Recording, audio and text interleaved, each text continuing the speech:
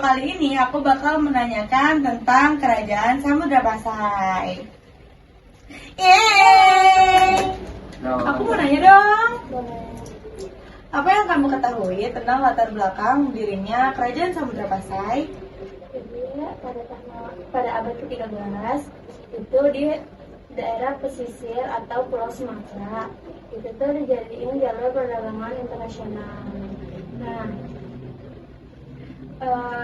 kapal-kapal dari Tiongkok, Arab, India itu tuh pada datang buat dagang. Tapi mereka tuh datang bukan bawa barang aja,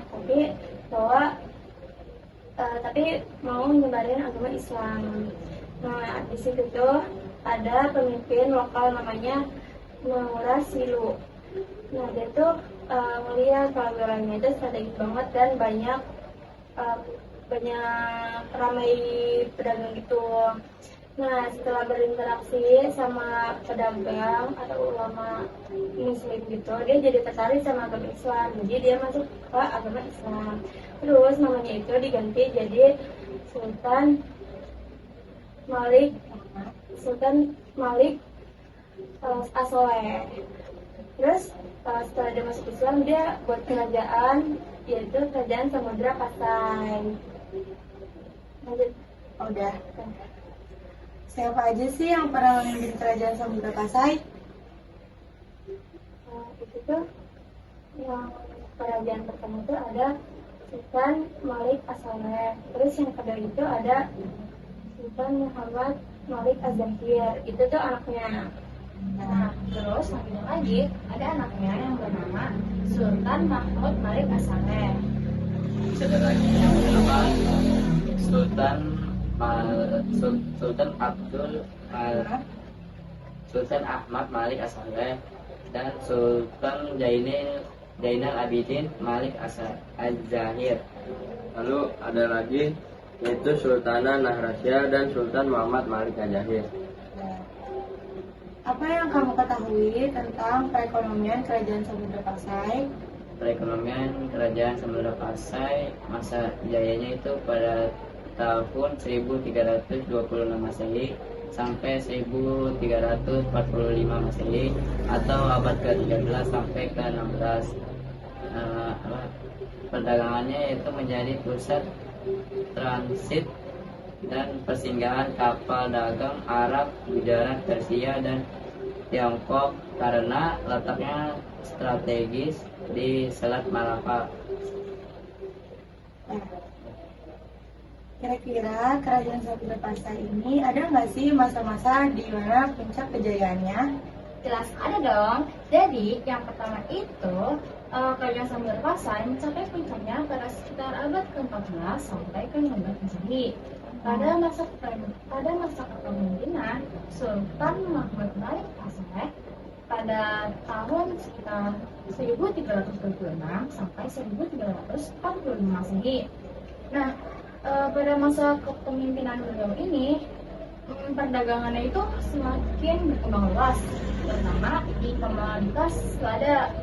Dia juga mengeluarkan mata uang dirham sebagai metode pembayarannya. Bukan cuma itu doang, kerajaan Samudra Pasai juga mengalami periode yang kedua untuk kerajaan pada masa kepemimpinan Sultanah Nahrasya pada tahun 1405 sampai 1420 Masehi. Nah, beliau ini merupakan satu-satunya pemimpin perempuan di kerajaan Samudra Pasai.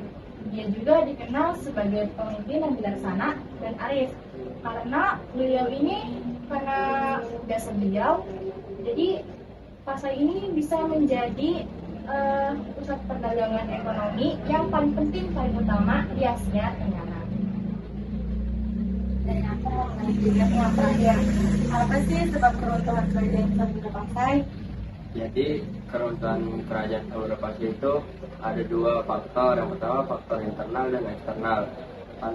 Faktor internalnya itu adalah konflik dan perebutan kekuasaan. Jadi di akhir abad 14 itu kerajaan mengalami konflik, yaitu keluarganya memperebutkan tahta dan kekuasaan kerajaan Samudra Pasai.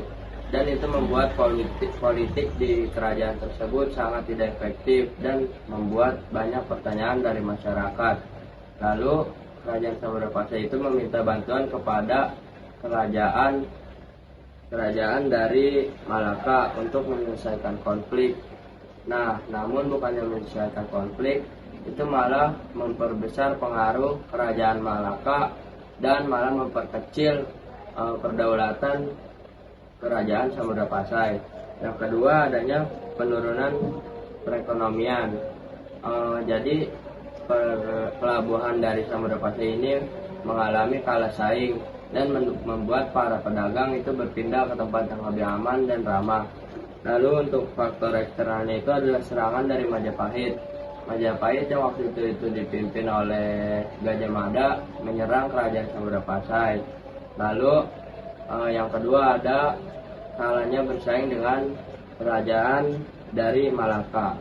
Jadi kerajaan Malaka ini dia perkembangannya sangat terorganisir, membuat para pedagang berpindah ke kerajaan Malaka ini. Jadi para pedagang itu berpindah dari Samudra Pasai ke Malaka. Lalu yang ketiga itu ada serangan dari Portugis. Pada tahun 1511 Portugis itu menguasai Malaka dan mereka mendirikan kerajaan di sana. Lalu yang terakhir itu ada serangan dari kerajaan Aceh.